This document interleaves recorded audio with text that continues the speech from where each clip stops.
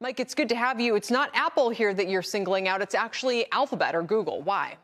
Absolutely. So we are looking at, frankly, the FANG survivors. You went through sort of a laundry list of the names that have blown up. Most of them have already, but we are fundamental investors. And so we're looking at what are their earnings doing? And we're seeing, frankly, three survivors at the moment. So Apple earnings are up year to date. They keep trending up. Microsoft, the same thing. Google, basically the same thing. So you've got three FANG stocks continuing to grow. Fundamentals look good. But wait, what about valuation? All three of them are starting to get cheaper. Google is just outrageously cheap. I mean, if you take a look at it, the last time Google's P valuation was this cheap, we were talking about the taper tantrum. This is 9 years ago. So I do think if you take a look at what the business is doing, a little bit of a slowdown this year, but then you're back to mid to high teens earnings growth. You're paying a 17 multiple for that. So for us, it's pretty compelling. We are sort of concentrating into some of our best ideas. And again, these FANG survivors looking pretty compelling here. What are the other, because before I move away from tech to some of your other picks here, what are the other FANG survivors that you think are close to compelling here? So if I had to start at the top of the list, Google is seeing the best fundamentals and the deepest discount in terms of valuation. Next stop will be Microsoft. Again, fundamentals are looking good, and it's sort of well below average. Apple is getting there. It's not quite dirt cheap yet. It's trading a little more like a hardware company. Oh, by the way, there's a massive software business that keeps growing. So I think Apple deserves to trade back at a premium. But again, of the three of those, the businesses are in good shape.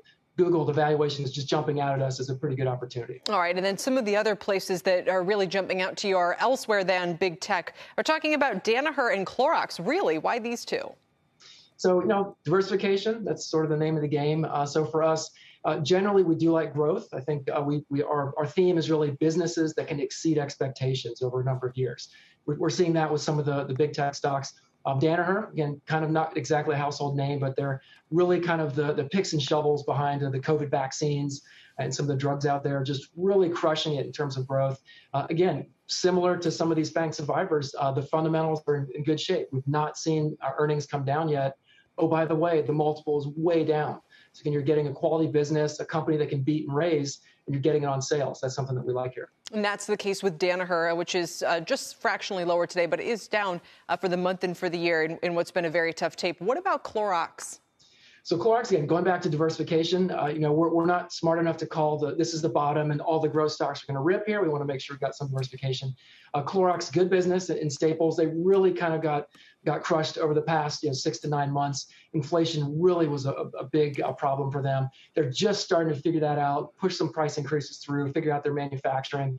Really, we're starting to see fundamentals bottom out, and you're getting a very deep discount for a good business. If we're wrong, and if markets continue to trade lower, and if you do want to have some value, some defensive stocks around, Clorox is a good one to hold on to here. All right. As you say that, the Dow's down 512. So we'll let that speak for itself, Mike. Thank you very much, Mike Bailey.